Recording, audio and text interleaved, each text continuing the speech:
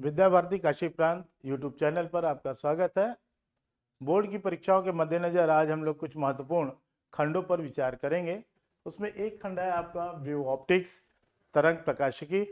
तरंग प्रकाशिकी थोड़ा सा हम लोग रिवीजन करेंगे और इसके बाद व्यतिकरण और विवर्तन जैसी घटनाओं को देखेंगे। आइए हम लोग देखते हैं हाइगेंस का तरंग सिद्धांत क्या है। तो पहला हम लोग देखते हैं कि हाइगेंस का तरंग सिद्धांत। तो हाइगेंस का तरंग सिद्धांत के पहले हम लोग को एक चीज जानना पड़ेगा कि व्हाट इज वेव फ्रंट, तरंगाग्र क्या है। तो तरंगाग्र दैट इज वेव फ्रंट,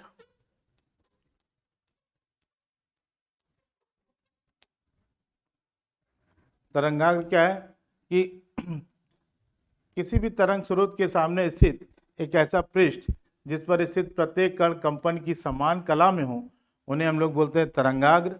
अब देखिए ये स्रोत है, स्रोत के सामने हम एक ऐसा काल्पनिक पृष्ठ हमको मिलता है जिस पर सब प्रत्येक कण कंपन की समान कला में होंगे, ये पृष्ठ कहलाएगा तरंगाग्र।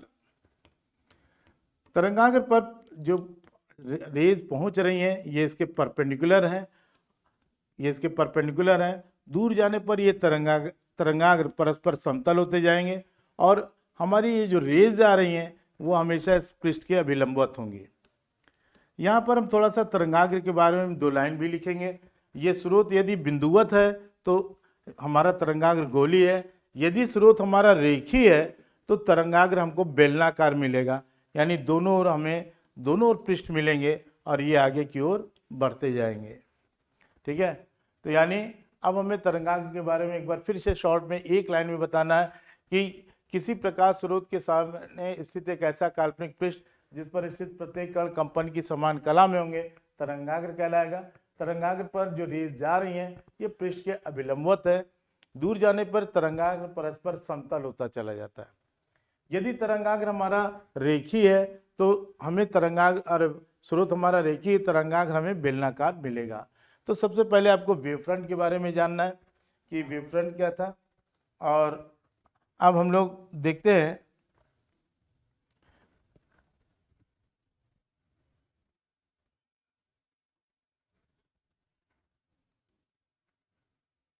हाइगेंस का तरंग सिद्धांत।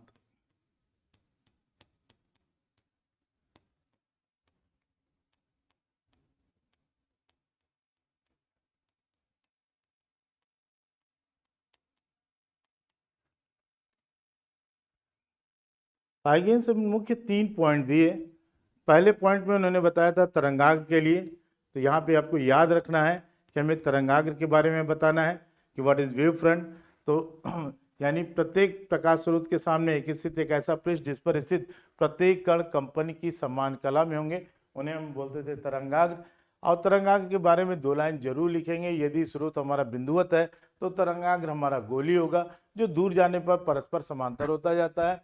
यदि स्रोत हमारा रेखी है तो तरंगाग्र हमारा बेलनाकार होगा और इसके पृष्ठ एक दूसरे के समांतर दूर पर बढ़ते जाएंगे। पॉइंट नंबर 2 में कहना क्या है कि मान लीजिए कि ये हमारा स्रोत था और ये प्रकाश की किरणें ये आपकी निकल रही हैं,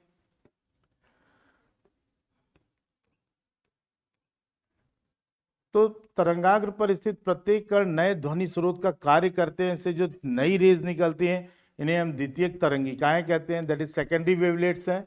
ये द्वितीयक तरंगिकाएं हैं।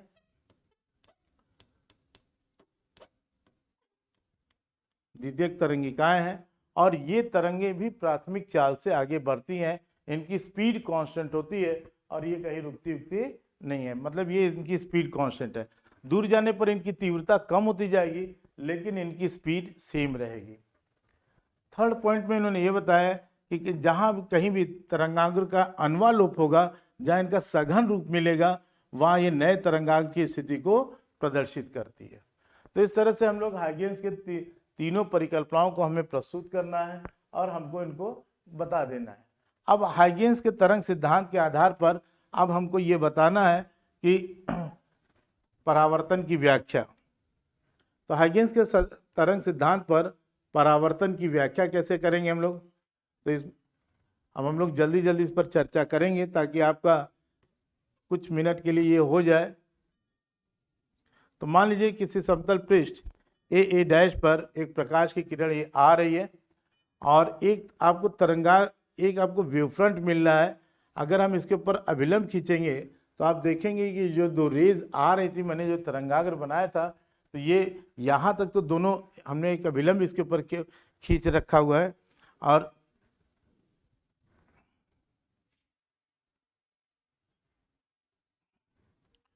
तो ये हमने एक अभिलंब ये खींचा हुआ है। अब यहाँ तक दोनों समान समय में आई हैं, ये टी समय बाद इससे टकराएगी। हम इसका नामिनेशन करते हैं ए बी।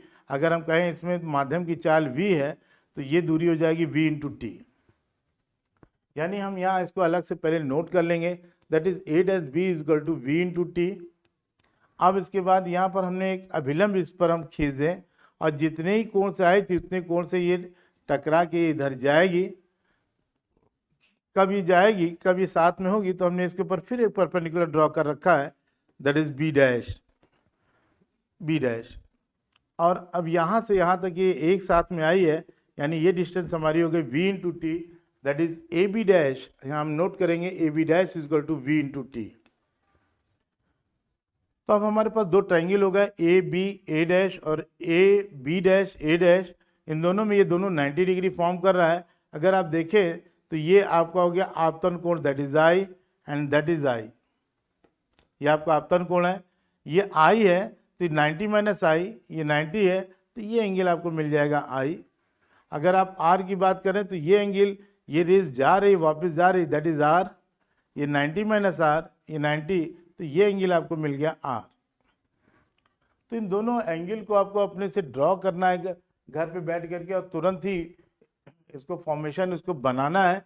अब हम देखेंगे from triangle A B dash A and triangle A B dash A dash में, अगर आप देखें angle B is equal to angle B dash, ये मिल गया। दोनों आप 90 डिग्री दिखाएं। Side A dash B is equal to A B dash is equal to v into t. और तीसरा भुजा ए डैश कॉमन है, भुजा ए डैश उभयनिष्ठ है।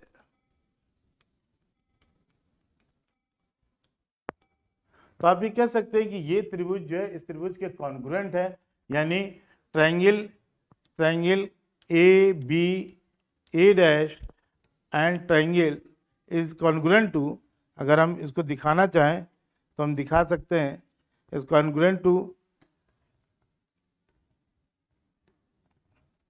Triangle A B dash A dash. जब दोनों कॉन्ग्रुएंट है तो हम कह सकते हैं angle i is equal to क्या हो गया, एंगल आर।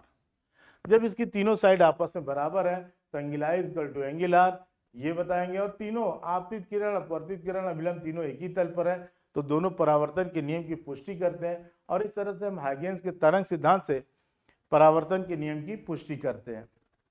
अब इसी आधार पर हम लोग लेंगे अपवर्तन की व्याख्या। तो अब अपवर्तन की व्याख्या भी हम कर सकते हैं। तो इसके सिद्धांत पर अब हम लोग करेंगे अपवर्तन की व्याख्या कि रिफ्रैक्शन क्या है। ठीक है, तो चलिए, प्रकाश की किरणें, ये रेज एक दूसरे के पैरेलल आई, एक तरंगाग्र आया जो ए और ए डैश से ये टकराया। यहाँ पर भी हम एक अभिलंब ड्रॉ करेंगे ये दिखाने के लिए कि यहाँ तक दोनों रेज साथ में आई है। ये थोड़ा सा टी टाइम में ये एक्स्ट्रा चली है, और ये दूरी हो जाएगी v1 इंटू टी। ये डिस्टेंस v1 टी कवर की है। हमने दोनों पर एक एक अभिलंब ड्रॉ किया यहाँ पर। अब अपवर्तन क्या है, जब प्रकाश की किरण एक माध्यम से दूसरे माध्यम में प्रवेश करती है तो अपने प्रारंभिक मार्ग से विचलित हो जाती है, इसको अपवर्तन कहते हैं। और ये प्रकाश की किरण ये अपवर्तित हो गई, तो ये मीडियम नंबर 1 है and that is medium number 2। अब प्रकाश की किरण दूसरे मीडियम में ये चली गई। तो मान लीजिए यहाँ पर आप सब फिर यहाँ से एक परपेंडिकुलर ड्रॉ करें, इसको हम नाम दे देते हैं B and that is B dash.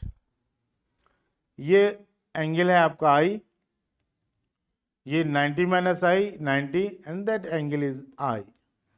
Here that is r, 90 minus r 90 and that is r. तो यहाँ पर स्नेल का नियम लेते हैं और स्नेल के नियम से हाइगेंस के नियम को हम लोग प्रूव करते हैं। तो स्नेल का नियम ये देखते हैं कि स्नेल का नियम ये कहता है कि sine i upon sine r that is n. यही हमारा अपूर्णांक होना चाहिए। तो चलिए इसी को हम लोग हाइगेंस के तरंग सिद्धांत से प्रूव करते हैं। साइन आई की वैल्यू देखिए, तो ये लंब बटे कर्ण परपेंडिकुलर अपॉन हाइपोटेन्यूज, लंब आपकी हो गई, डिस्टेंस हो गई v1t अपॉन ये साइड है a डैश। उसी तरह से साइन आर हम देखते हैं कि इस माध्यम में चाल v2 है, that is v2 into T, T समय में यहाँ तक आज आ गई है, तो हम कहेंगे v2 इंटू टी अपॉन ए डैश, ये आपका हो गया। अब इसकी वैल्यू अब हम लोग निकालने चल रहे हैं। तो जरा देखिए आपका ये कैंसिल हो गया, टी से टी कैंसिल हो गया, ये आ गया v1 अपॉन v2, और यही होता है माध्यम का अपूर्णांक। तो यही हम लोग लिखेंगे, दैट इज 1 and 2, पहले माध्यम से दूसरे माध्यम में जा रही है, और ये हमारा प्रूव्ड हो गया। इस तरह से हम हाइगेंस के तरंग सिद्धांत से अपवर्तन के नियम की हम व्याख्या भी करते हैं, और यहाँ पे हम लोग ये प्रूव करते हैं कि इसमें से हर साल बोर्ड में कि हाइगेंस के तरंग सिद्धांत की परिकल्पना प्रस्तुत कीजिए, उसके आधार पर परावर्तन तथा अपवर्तन के नियम की व्याख्या कीजिए। कोई एक की व्याख्या जरूर आएगी, तो इस बात को इसमें ध्यान में रखिएगा कि एक व्याख्या हमको इसमें आनी है, और इसको हम लोग आराम से कर सकते हैं। यहाँ पर हमने देखा कि v1 अपॉन v2, हाइगेंस के तरंग सिद्धांत से v1 upon v2 is equal to, that is 1 and 2, या n कह सकते हैं, अपूर्णांक कह सकते हैं। माध्यम का अगर अपूर्णांक n ले रहे हैं तो हम लोग n भी कह सकते हैं। तो अब हम इस n को, अब हम लोग यह है माध्यम का अपूर्णांक n। यहाँ पर हम एक केस फर्स्ट के बारे में पढ़ेंगे, that is case one. Case one ये कहता है कि मान लीजिए कि पहला माध्यम हमारा प्रकाश की चाल है, उसमें प्रकाश अपने वायु है, उसमें प्रकाश अपने चाल c से आ रहा है, उस माध्यम में चाल है हमारी v and that is n। यानी यहाँ से हम कहते हैं किसी माध्यम में प्रकाश की चाल दैट इज c/n। तो ये भी हमको याद रखना है, इस पर हमें 1-2 नंबर के न्यूमेरिकल मिल सकते हैं, और इसको हमको सॉल्व करना रहेगा।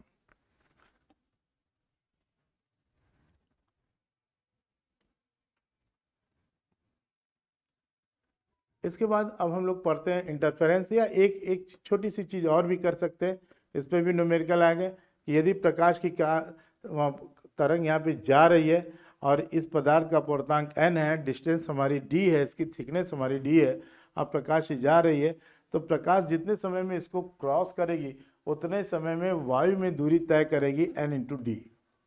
ये केस नंबर 2 है हमारा, इसमें केस नंबर 2 हम लोग भी स्टडी कर लेंगे इसमें।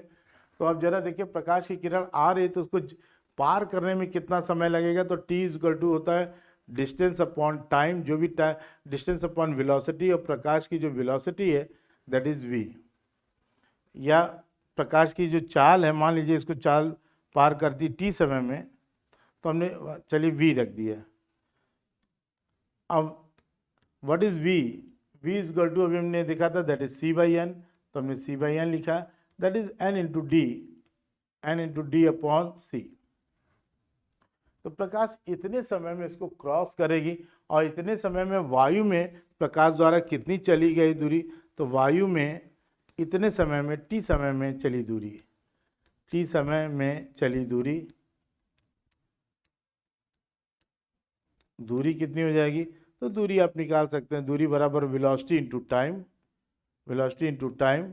अब वेलोसिटी की जगह हमने क्या लिखा, वेलोसिटी हमारी c है, c into that is nd/c, c से c कैंसिल हो रहा है हमारा, एंड दैट इज nd। तो ये भी आप केस नंबर 2 में आप डाल सकते हैं कि प्रकाश जितने समय में n अपूर्णांक वाले पट्टी को पार करेगा उतने समय में निर्वात में प्रकाश द्वारा चली गई दूरी n इंटू डी होगी। और अब हम लोग पढ़ते हैं इंटरफेरेंस के लिए। अब हम लोग पढ़ेंगे इंटरफेरेंस के लिए कि व्यतिकरण क्या है।